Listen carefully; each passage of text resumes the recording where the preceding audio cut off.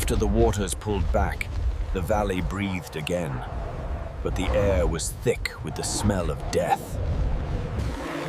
For the carrion eaters of the sky, the flood had turned the valley into an endless feast.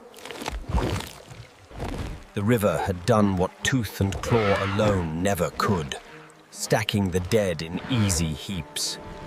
They skimmed the river like arrows of hunger, following the trail the flood had left behind. With every swallow of spoiled flesh, some unseen sleep. They ended the day heavy with food and confidence, believing the danger lay only on the ground. The first sign came where the sky's hunters saw the world. While the ancient land slept, the sickness moved where no predator could reach, inside blood and bone.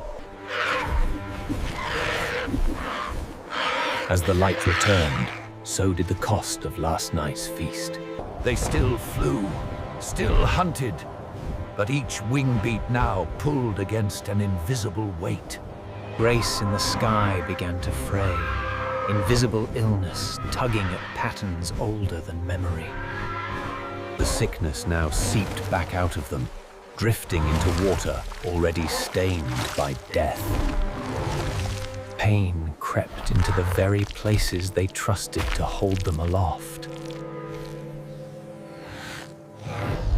Their own touch, once a comfort, became another way to open wounds.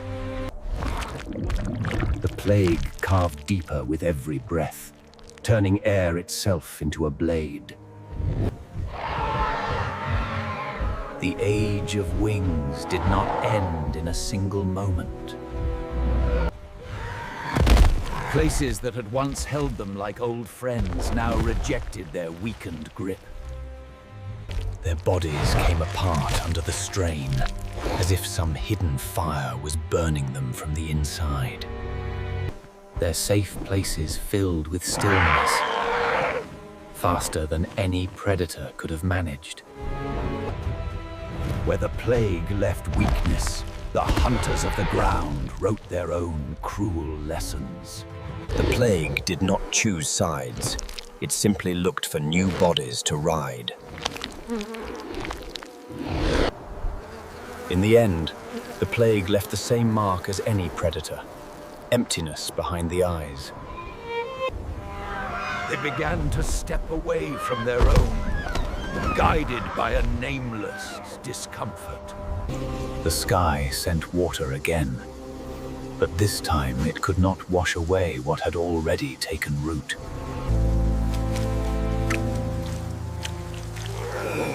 Water traced the paths of the sickness across them. The sickness turned proud hunters into just another shape on the ground.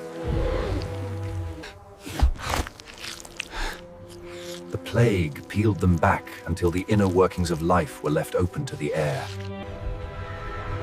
Wings that had once ruled storms could no longer command the gentlest currents. Their bodies remembered how to stand up, but could not follow through on old commands. To them, the sickness had no name, only the smell of meat that could not flee. The sky itself seemed to grow larger as fewer bodies moved within it. Stone that once bent under their weight now held more memory than present life. Where the plague failed to finish its work, it left raised signatures across their bodies. Those who lived long enough to learn began to trade safety of height for the taste of the dead. The valley's roles shifted. The sky that once ate freely now watched the ground warily. Even the gentlest water was no longer entirely clean.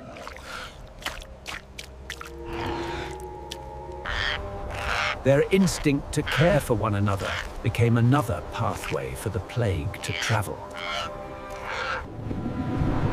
Mist rose to wrap the scars of flood and disease, but it could not hide the missing shapes.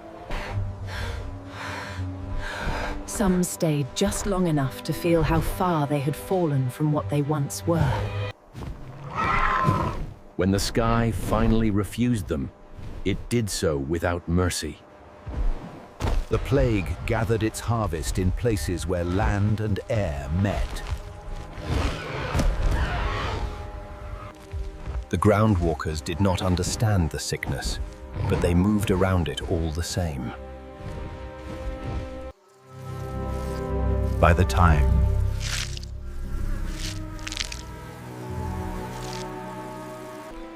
Time dulled the sharpest edges of both flood and plague, but not their memory.